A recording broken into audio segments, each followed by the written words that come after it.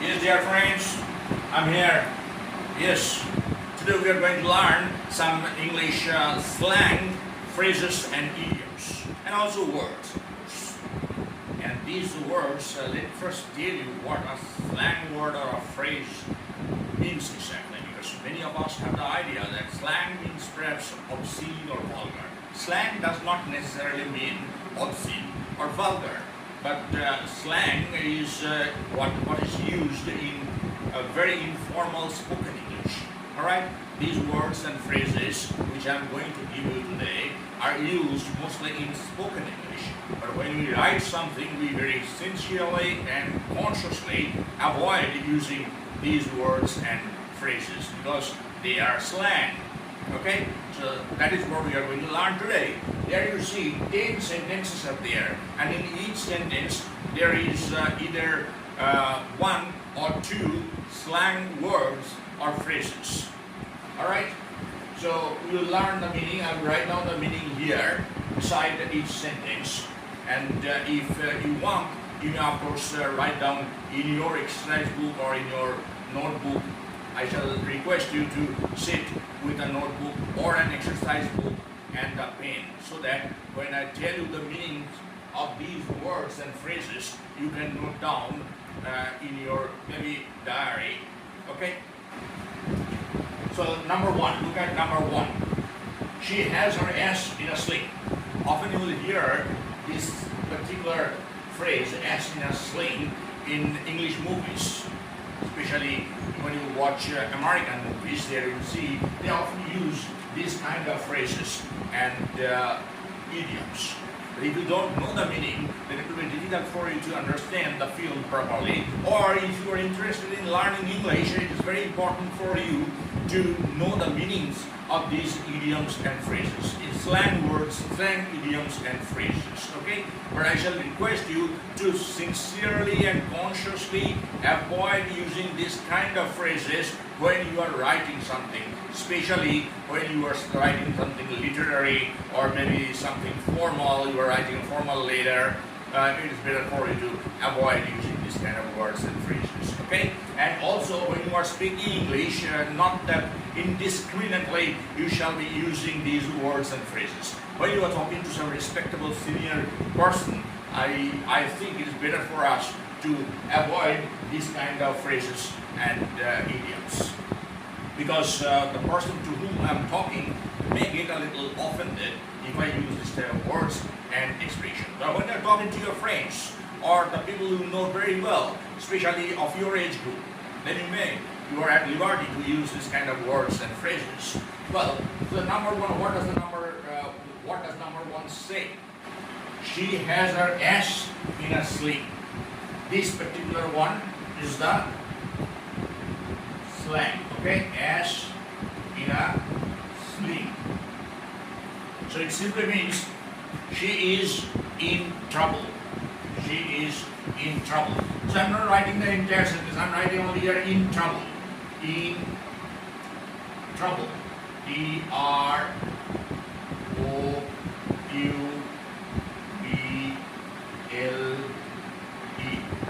She is in trouble. Okay? So to have one's ass in a sling means to be in trouble. Number two, he plans to go to Uncle Sam. So Uncle Sam is what I'm drawing your attention to. Okay? What does this sentence mean? He plans to go to Uncle Sam. Do you want to go to Uncle Sam? Uncle Sam simply means New York in the USA, in America. New York. Okay? N-E-W-Y-O-R-K.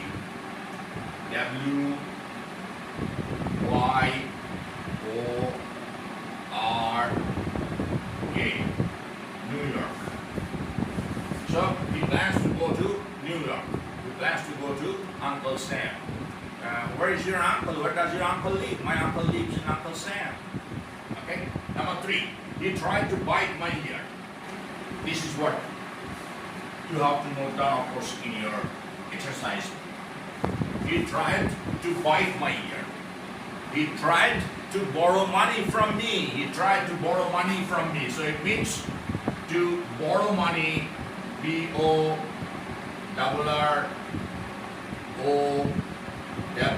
borrow money, M-O-N-E-Y,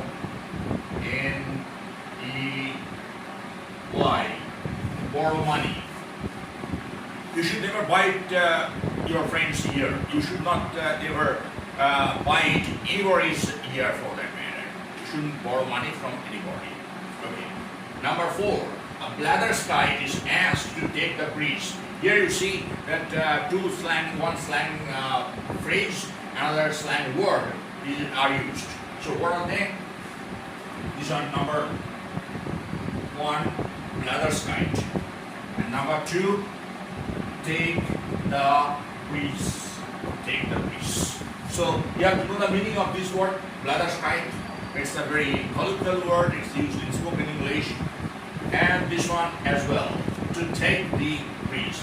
A blatherskite means a noisy, talkative person. A noisy, talkative person. Noisy, N-O-I-S-Y, noisy, talkative, T-A-L-K-A-T-I-V-E,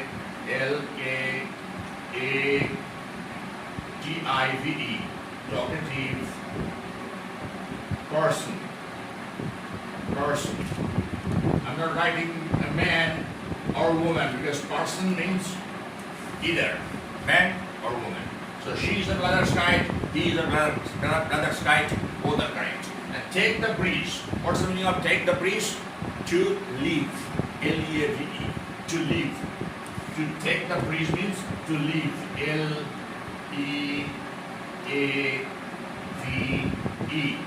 Leave. So what is that? Meaning of this sentence that a blatherskite is asked to take the breeze. A noisy, talkative person is asked to leave. L-E-A-V-E, leave.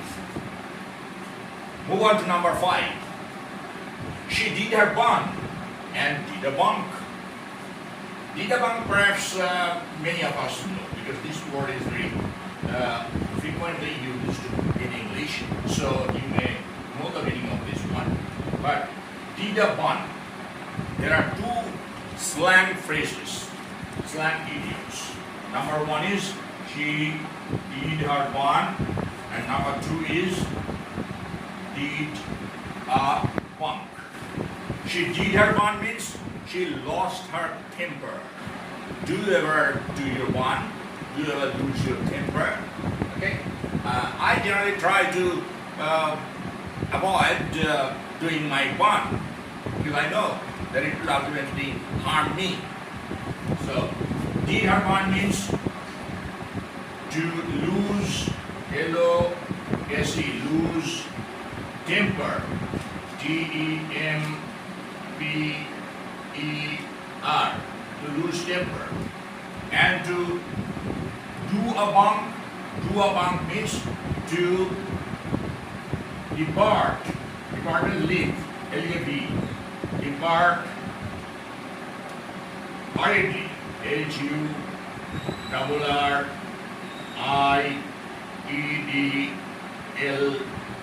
hurriedly, you leave, depart hurriedly, okay? I'm writing, my handwriting is not good, I tell you almost in every video. So I'm not proud of my handwriting, rather I'm ashamed.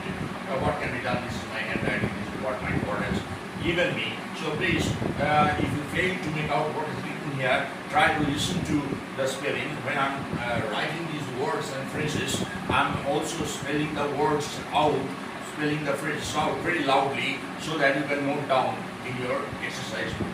And it may be a little difficult for you if you do not watch this video full screen. So please do watch this video full screen so that you can easily understand what is written here as well as here. Well, let's move on to number 6. A criminal has to do the... Here are almost all the words you know. There is not a single word which is unknown to you. But still, it is very difficult for you to understand the meaning of this because of this idiom. Do the book. A criminal has to do the book. So you can guess perhaps the meaning as you see the word criminal. So I think that it is possible for you to guess what ultimately this particular idiom means. But still, I shall write down here so that you can note down in your exercise as well. A criminal has to suffer the maximum penalty. So what is the full meaning? A criminal has to do the book. A criminal has to suffer the maximum penalty. Yes. So I'm writing the meaning of this phrase only. To suffer, S-U-F-F-E-R, suffer the maximum, M-A-X-I-M-U-M, maximum penalty, P-E-N-A-L-T-Y,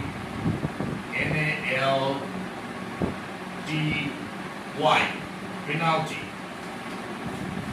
To suffer the maximum penalty is to do the book.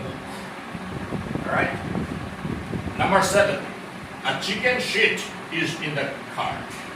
So here also you see one is this one, maybe unknown to you, and this idiom. Two slang word and phrases or idioms are there. One is this one, chicken shit, another is in the cart. So chicken shit is a slang word and in the cart is a slang idiom. What does this sentence mean? A chicken shit means a coward. And in the cart means in serious trouble. That's right. So chicken shit is coward, C-O-W-A-R-D,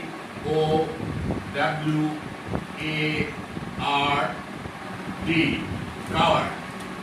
And in the cart means in serious, S-E-R-I-O-U-S, serious trouble, T-R-O-U-B-L-E, trouble, in serious trouble. One of your friends is in the cart, so it's your duty to help you or her. Okay? So, are you a chicken shit? Are you a coward? Of course not. You are brave. So, a chicken shit is synonymous with coward. Let me also tell you, coward is a noun. Okay, chicken shit also is a noun. Coward, if you want to use the adjective form of coward, then you have to say cowardly. He's a cowardly man, not a coward man. Don't say that he is coward. He is a coward. Okay? Alright. Number 8. He has made a cleanup. He has made a cleanup. So here you get this particular one. To make a cleanup. He has made a cleanup. That means the slang phrase is to make a cleanup. Make a cleanup means to make an exceptional financial success. That's right. He has made an exceptional financial success. Make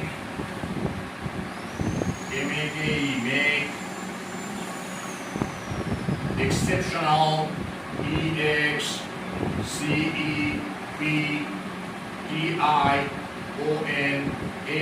financial, exceptional, financial, F-I-N-A-N-C-I-A-L,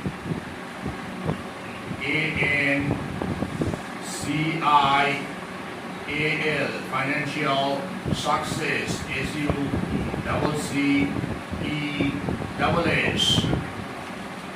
So, he has made a cleanup means he has made an exceptional financial success. He has made an exceptional financial success. That is what this slang phrase means.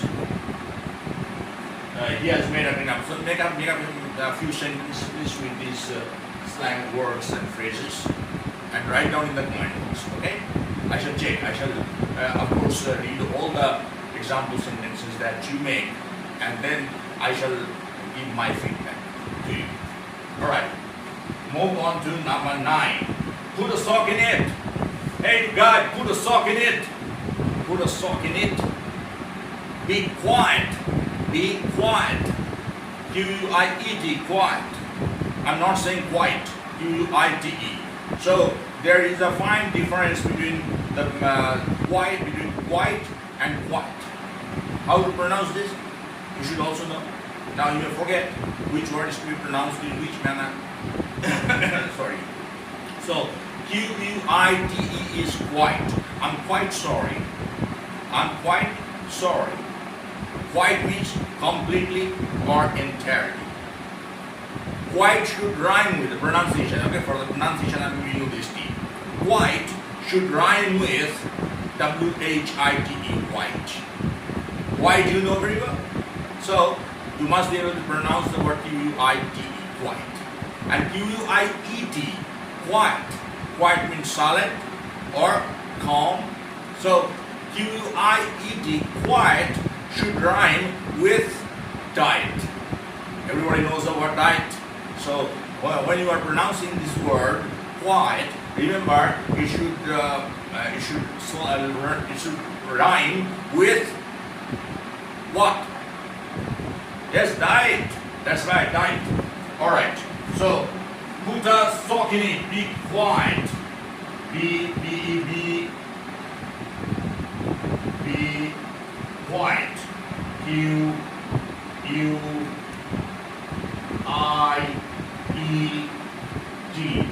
Quiet. Be quiet. Say you're a teacher and in your classroom you see that students are making a noise, so you get angry and tell them, put a sock in it, boys. Put a sock in it. Okay, number 10. And that is the last one we are going to learn for this video session. I shall have him put on jinkers for it. So, what is unknown here? What is the slang phrase? That is to put on jinkers.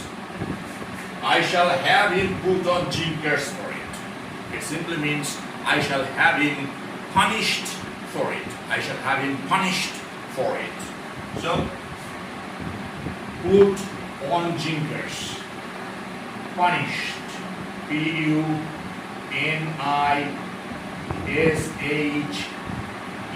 Punished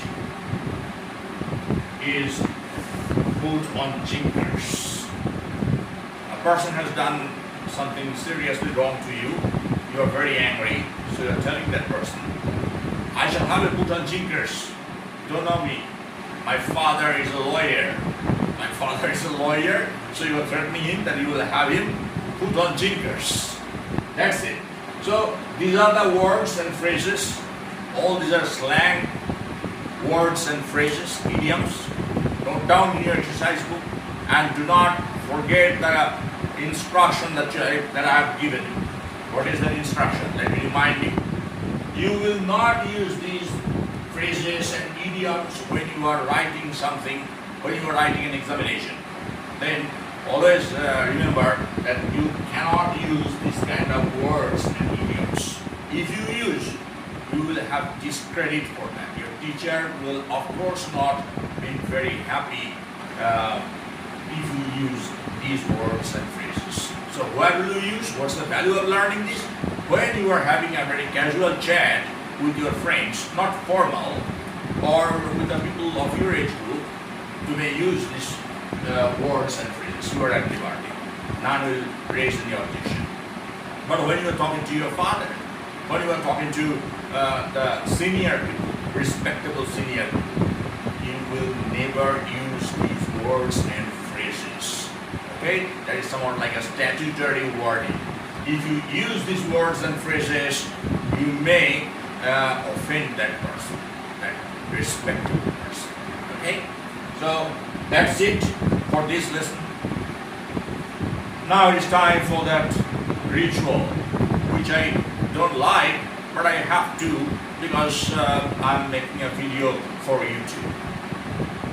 Those of you who have not yet subscribed to this channel, what's the name of the channel? English Vocabulary Matters. Please subscribe to this channel so that we can continue with it. Of course, if you think that this video is, or this particular channel is not contributing to your learning, you must not subscribe.